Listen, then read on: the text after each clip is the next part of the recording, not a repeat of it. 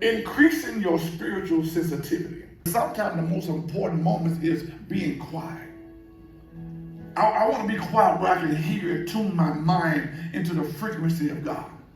A lot of times we get busy, we want to shout. There's nothing wrong with shouting. There's nothing wrong with praising God. But the Bible said he wasn't in the storm. He wasn't in the wind, but he was in that calm place, that quiet place.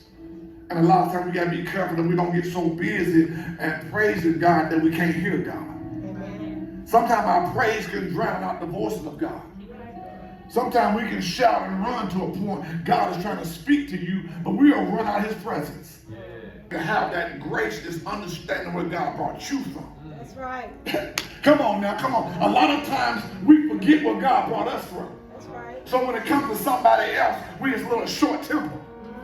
When we forget where God brought us from, sometimes we have a tendency to be impatient, but God was long-suffering toward us. God was patient with us, so we got to take that same mindset, because some people won't get it right off. Some people ain't going to get delivered for another year because they got so much on them, and it's going to take your patience if that's your assignment. A lot of times we want to grab things that's not our assignment. A lot of times we want to do stuff that's not your assignment. So when it's not your assignment, you don't have the grace for it. A lot of times we can touch stuff and we'll let it go because we said it's taking too long. It's taking me too long. I'm putting too much time in this one. But if it's your assignment, there's no time limit on your assignment.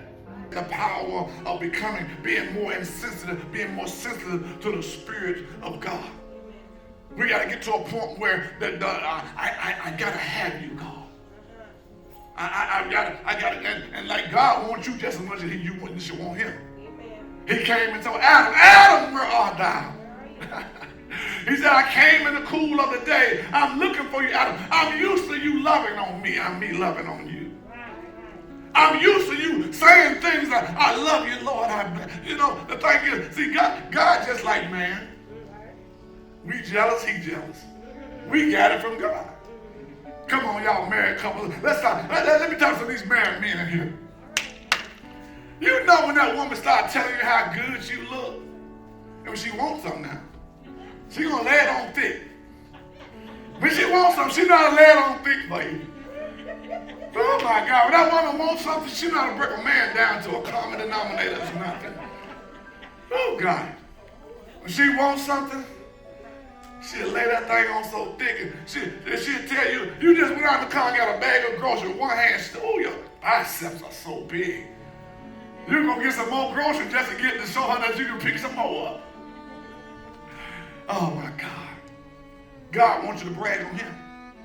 And the more you brag on God, the more he show out. Amen. The more you brag and tell him how good he is, the more he make things happen in your life. The more you said, God, I love you so much. You're such an awesome God. He'll start flexing his muscles. He said, where's that devil that's bothering you? He said, where's that enemy that's bothering you? I take care of that because I need you to keep on. See, what we got to understand, God not going to allow anything to rob him of his glory. That's right. If you serving God and you start, the thing is, one of the biggest defeats of believers, we inconsistent. But when we consistent with God, and he get used to hearing our praise, he get used to us waking up in the morning and saying thank you. I don't care what you're going through. God has got addicted to your praise.